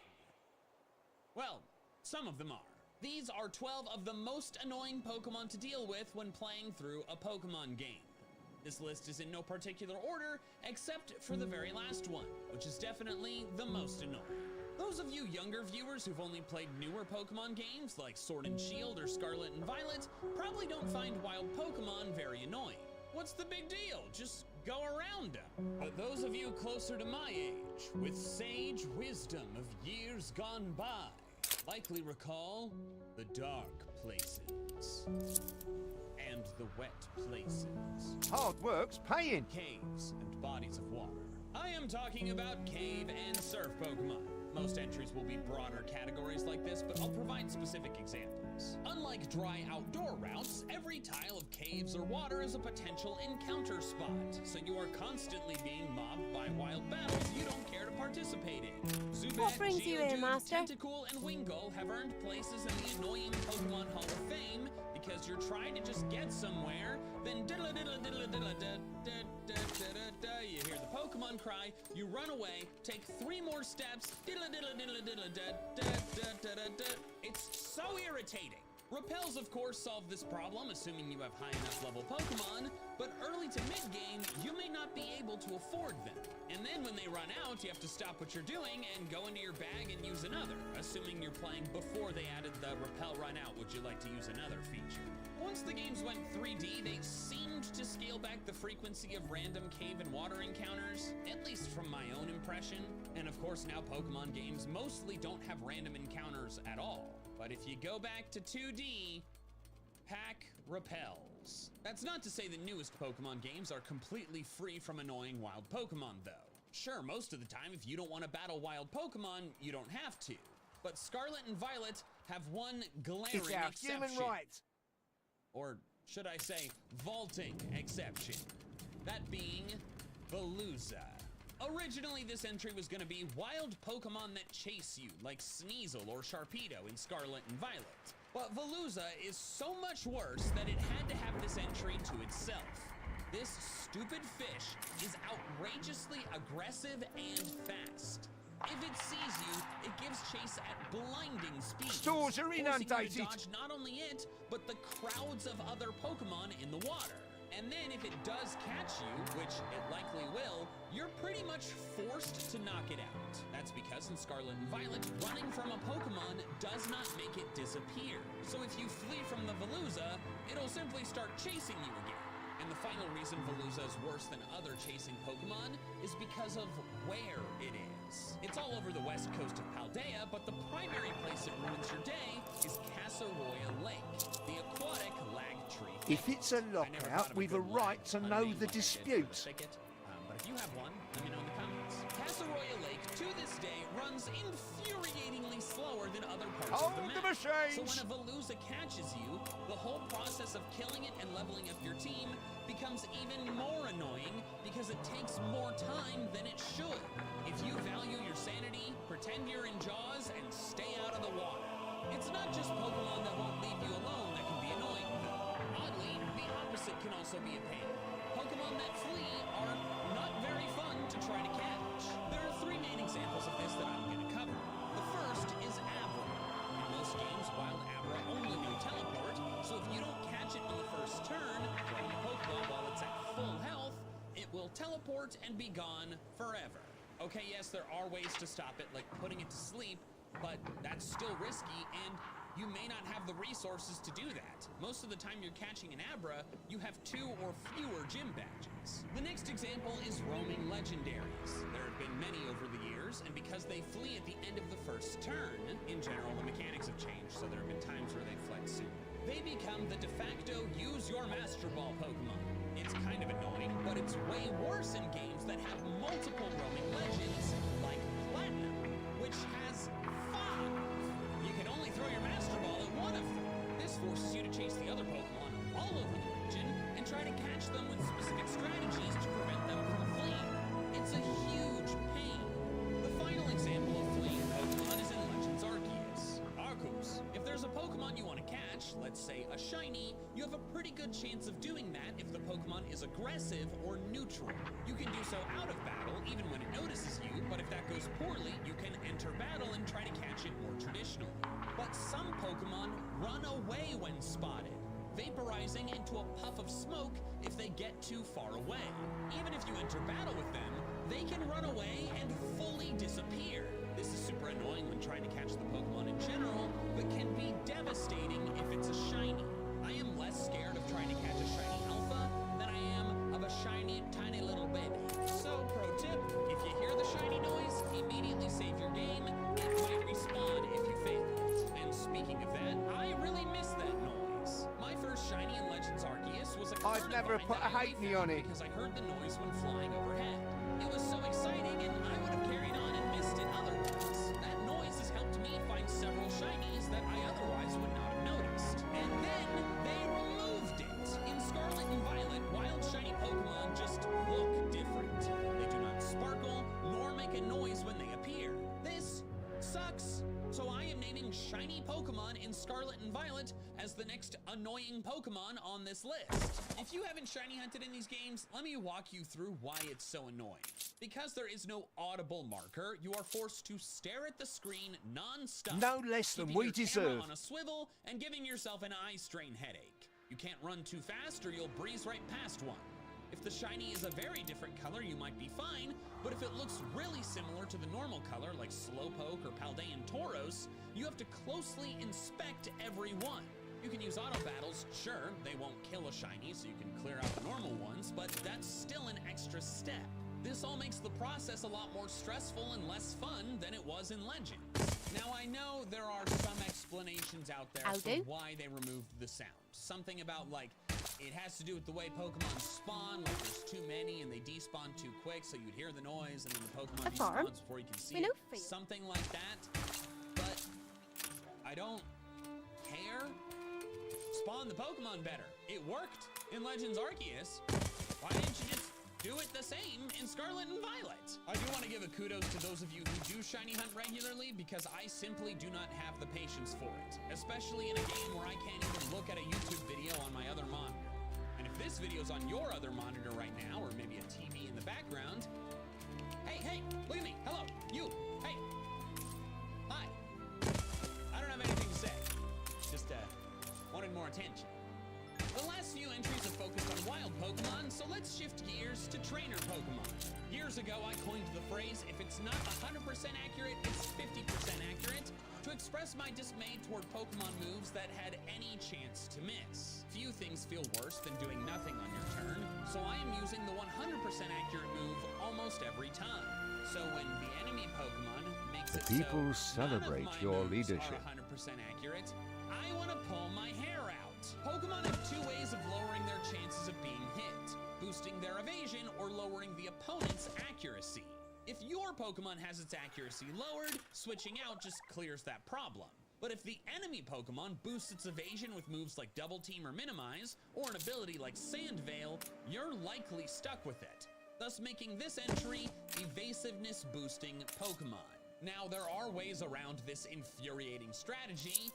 You're just not likely to have them in most playthroughs. The first is a forced switch move like Roar, Whirlwind, or Dragon Tail. Today, Roar and Whirlwind bypass We lack accuracy the checks to requisite always hit, materials. But in Gen 5 and earlier, they could still miss just like any other move, and thus are affected by Double Team. Dragon Tail has always been able to miss, and in fact is only 90% accurate, and thus 50% accurate. But even ignoring their accuracy problem, who uses these?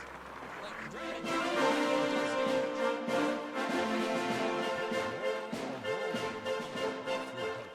The second strategy is using an attack that never misses, like A Aerial little Ace or Shockwave. carousing in order. There is a decent chance you have one of these in your party at some point, but it's far from guaranteed. You're also less likely to have one later in the game, since these moves are not very powerful and are likely to be replaced by stronger ones. Evasiveness boosting is so annoying because it takes strategy out of the battle and turns it just into a stupid luck crapshoot. There are 3 infamous boss battle examples of this that I have experienced a lot of pain with and lost to as an adult. No harm in a The bit first of is fun, a Juan's bit of Kingdra filth, in Emerald. keeps the oil It's lit already tough when to kill works since waned it's your only wick. weak to dragon, no fairy yet. So if it gets off a couple double teams, you may never hit it enough times to win. The second is Candace's Frostlass in Platinum. Not only does it have double team, but it has the ability Snow Cloak, which boosts evasion in the permanent Sometimes hail you just that have to take a Nirvana cudgel Snow to other likely set people's up heads. before. If Frostlass gets up just one double team in the hail, a Wow, have you 100% got some accurate big move ones there. goes down to 60%. It's an absolute nightmare. And this last example is from a fan game, but check it's copy? such a big deal that I had to mention it. We can't forget when Dr. Fuse lost to Koga's minimizing Chinook in Infinite Fusion. A battle so mentally taxing that when he finally won, take that, you worthless pile of garbage!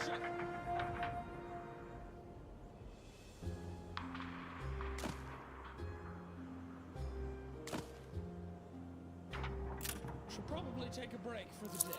Evasion can take a battle past the barrier of annoying and into difficult territory, though. So let's discuss something that really is just annoying. Grinding your team before the Pokemon League. It's never been fun. In most games when doing this, the Victory Road is the go-to place. It has the highest level wild Pokemon after all. Grinding here is never particularly enjoyable, but it's generally straightforward, especially for your grass or water types, since they can easily blast through all the rock and ground types found in the cave. Well, they used to be able to. I'll never forget trying to I grind once my went team out to undercover as a battle the clown league in and my joined the first playthrough circus. of Pokemon White, But when and the discovering balloon the Bulbasaurs, burst, what my should have report been was easy far too Pokemon to colourful blast to through, publish. all required 2 turns to KO, thanks Of course, to Sturdy. you know what's This best. annoyed me so much that Sturdy Pokemon, Gen 5 onward, My are an impression of entry you on is this list. In unfavourable. the past, Sturdy was completely useless. It made the Pokemon immune to the very small No group space of left one-hit here. KO moves: Fissure, Horn Drill, Sheer Cold, and Guillotine. But in Gen 5, they buffed it, so it still does what it used to do, but also functions like a built-in Focus Sash. If the Pokemon would be knocked Stores out from are full health inundated. in one hit, even by a regular move, it instead lives with 1 HP. Look, I understand Sturdy needed a boof.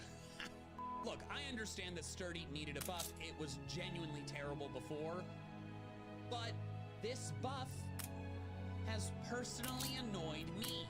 Now, so many Victory Road Pokemon like What brings you Graveler, here, Onix, Master? Lairon, and Boldore now require 2 hits to KO. I'll put my when feet up. previously, 1 Surf would do the trick. It's not changing the fate of the battle. It's just doubling the time it takes. Sturdy Pokemon also become a pain in boss battles too. Marshall's Sock or Olivia's Probopass come to mind as particularly annoying.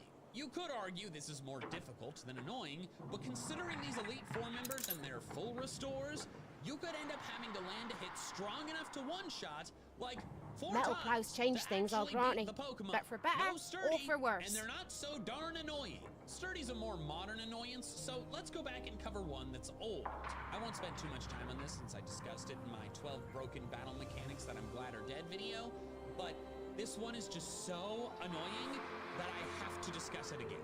Binding moves like Whirlpool or Wrap damage the target, then trap them for a few turns, dealing recurring damage. The duration and damage per turn have changed over the years, but that's not important for this. What is important is that today, bound Pokemon can still move. But in Gen 1, both the user and the target are forced to sit there for several turns while the attack plays out. You're just watching. Like 5 turns happen and you can't do anything. This makes any Pokemon with a binding move in Gen 1 a nightmare to fight. I have played through Gen 1 a single time. In a particular battle with a Wrap-using Bellsprout. I originally wrote Rapping Bellsprout, but that is not what it was doing.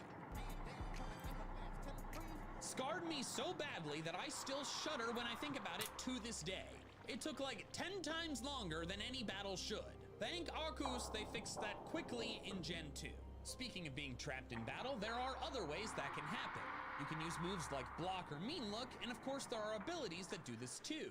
Magnet Pull traps Steel types, and Shadow Tag traps all Pokemon, except Ghost types, which have been immune to trapping since Gen 6. Using these to your advantage could help you catch roaming Pokemon like I mentioned earlier, but they're super annoying when turned against you. You could of course be Perish trapped by Wolfie VGC, but in normal playthrough gameplay, it's far away the most common and most annoying when it's just a random wild Pokemon. You're on your merry way, running from any wild Pokemon in your path, until suddenly you cannot run.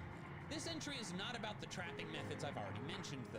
The moves give you a chance to run first, Magnet Pull only works on Steel types, and very few wild Pokemon have Shadow Tag. I'm not covering these to instead focus on the most common occurrence of this, Arena Trap Pokemon. Diglett, Dugtrio, and Trapinch all have Arena Trap, which traps all Pokemon that are not floating, or Ghost types after Gen 6 as mentioned earlier. It's only 3 Pokemon that have this ability, but they are far more common than the other trapping situations, appearing in many places across many games. Trying to get through Diglett's Cave or the Hoenn Desert can be so irritating, since if a single Diglett or Trapinch shows up that has Arena Trap, you're likely forced to deal with it. You cannot lead with your electric type, because if it doesn't have a wide move pool and it gets trapped, you may not even be able to damage the Diglett. I don't want to pretend like these burrowing Pokemon are the only annoying trapping ones though. There are 2 specific Pokemon that deserve their own entry. They're nowhere near as common in the wild, in fact being quite rare, but when you encounter them, no space they left can here. be far more damaging. Why not? And Wobbuffet. Grease the wheels, Governor. Which traps you into the battle, as I've already mentioned. Help us out, will you, boss? On its own, but then because of their movesets, you are now stuck in a gambling with your life. Not bad for a big boss. Nothing, or will they use counter or mirror which could do nothing I have discovered some inefficiencies we ought to address. Obliterate your Pokemon if you fail to knock the Wobbuffet out. Or will they use Destiny Bond, killing your Pokemon no matter what if you kill the punching bag? Every turn could be completely safe or the end of your Pokemon, which makes them so horrible to deal with in randomizer Eldest, nuzlocks. you outdo yourself. What? Why did you take? How did it? My happiness! No! Another specific Pokemon earned its place on this list long ago. She's small, because but dealing she's with it in keen. just one game made it one of my least favorite Pokemon of all time. And I'm not talking about Miltank. Whitney's Miltank is just brutally difficult.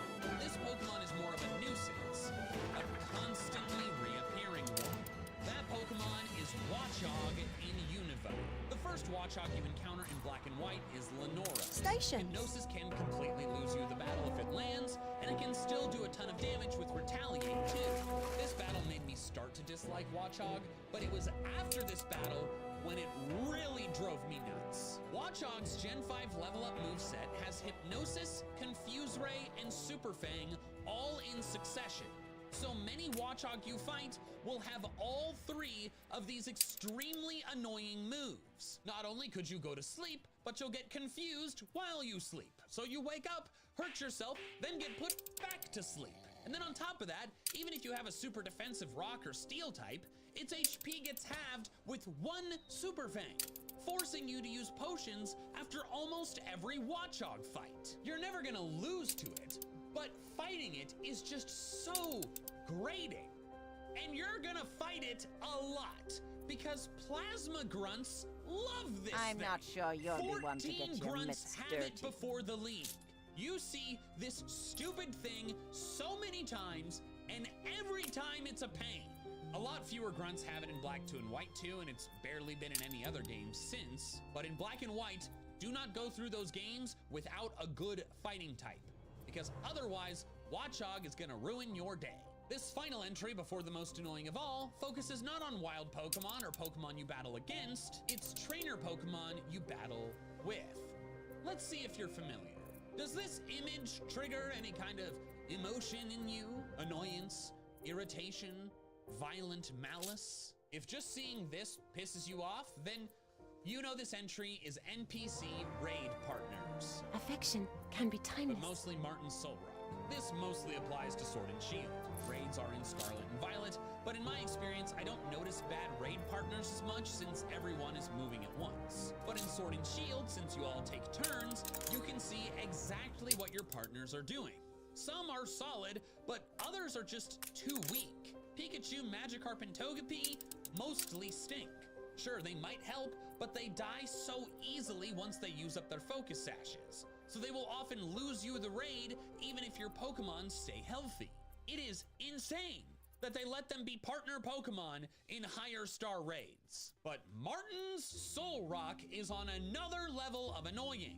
All these two do is Cosmic Power, Cosmic Power, Cosmic Power, boosting defenses, never helping defeat the boss. If they use a damaging attack, it makes international headlines. I think they probably intentionally made raid NPCs kinda bad to encourage you to play with other people, but sometimes I don't want to deal with that.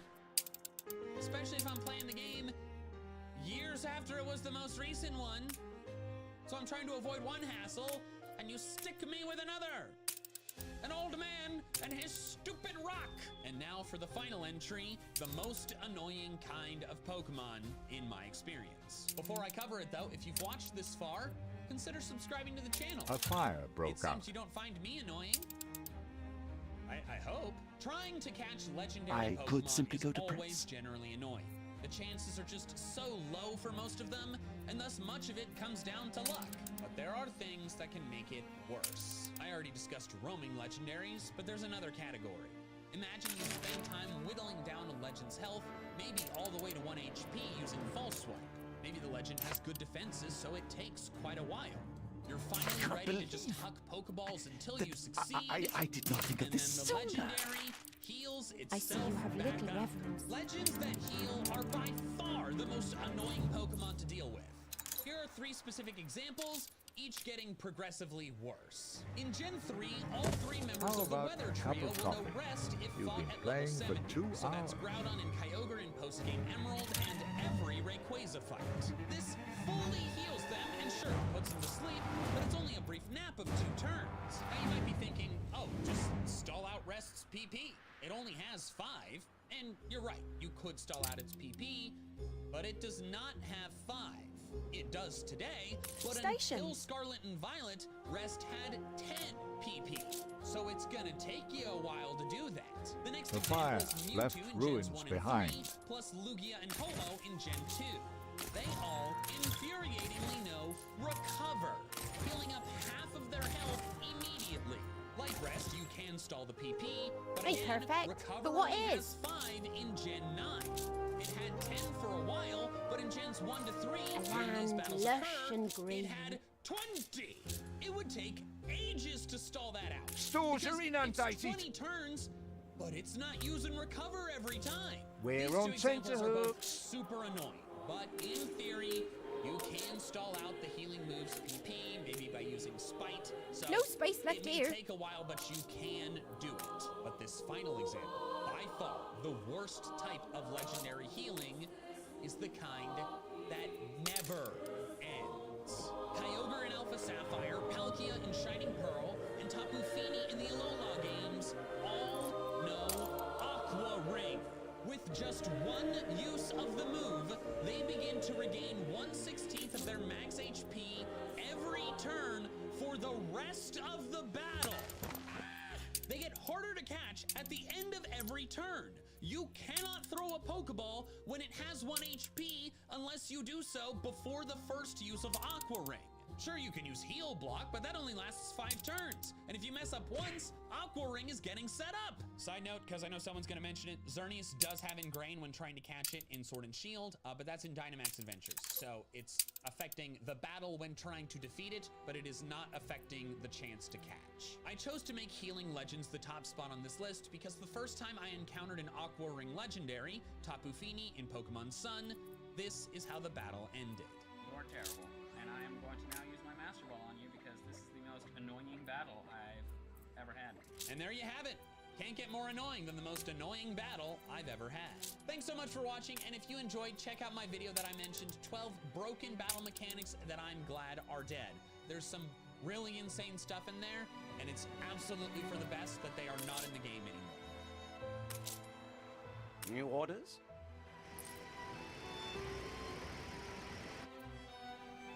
EVGA Classified Super Record 2 is an utterly unique piece of gaming history. When it was released, this motherboard and CPUs inside it would set back $4,000. Some memory, a case of power supply, probably a handful of broad SLI action. And we are dangerously close to a gaming system that would cost $10,000 adjusted for a gaming system. All I can say is for that kind of money, this thing better be pretty darn future-proof. Better be.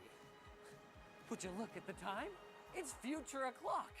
So, to see if the SR2 still fits, we put together a library of awesome games that still support SLI, and we got our hands on not one, but 4 of the fastest quad SLI GPUs that EVGA ever built to see how this monster holds up 9 to 13 years later. Like the video if Ready you think for that's assignment. a good question to answer. Certainly better than that segue to our sponsor. FlexiSpot. With improved stability, a weight capacity of up to 540 pounds, and a 15-year warranty, the FlexiSpot E7 Plus is built to stand the test of time. Pun intended. Check it out at the link down below. Coordinates plotted. The very first thing you'll notice about the classified SR2 is its massive size. This ain't your mama's EATX, and it ain't even your pappy's XLATX. It uses a form factor of EVGA's own design, HPTX, that weighs in at a colossal 15 inches by 13 and a half. Their justification? Well, where else are we going to put the 2 Xeon Workstation CPUs, Steersman. the 12 sticks of DDR3 memory, and the whopping 7 PCIe Gen 2x16 expansion slots? To even get that much hardware support, in spite of EVGA marketing this platform to enthusiasts and gamers, they used an Intel 5520 server chipset. On our way. Before, we've gone with the best chips available for it, a pair of Xeon X5690s.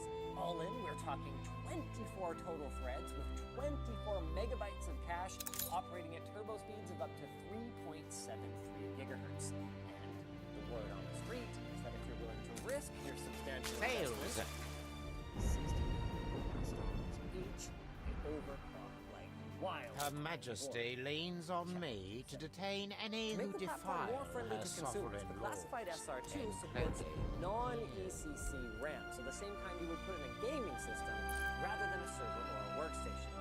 We did find that the support for it was Steersman, not everything of yours is out in the open. Together kits out of older sticks we had lying around, but thankfully, Corsair still makes DDR3, and they sent over enough sticks for us to cobble together a couple of triple-channel DDR3 1600 kits.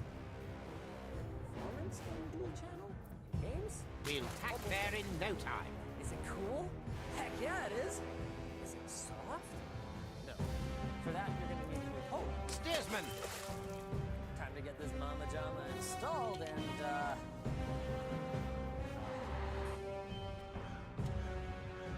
thankfully, we've got a solution. The one, the only, EVGA Coordinates plotted. 85.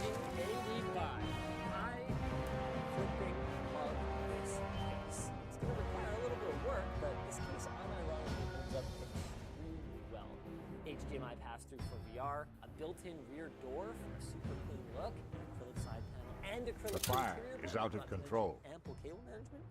The only issue is that the panels are not in the right place. That seems to be one of the Don't let it go to ash! I'm gonna have to mask myself. 3 screws.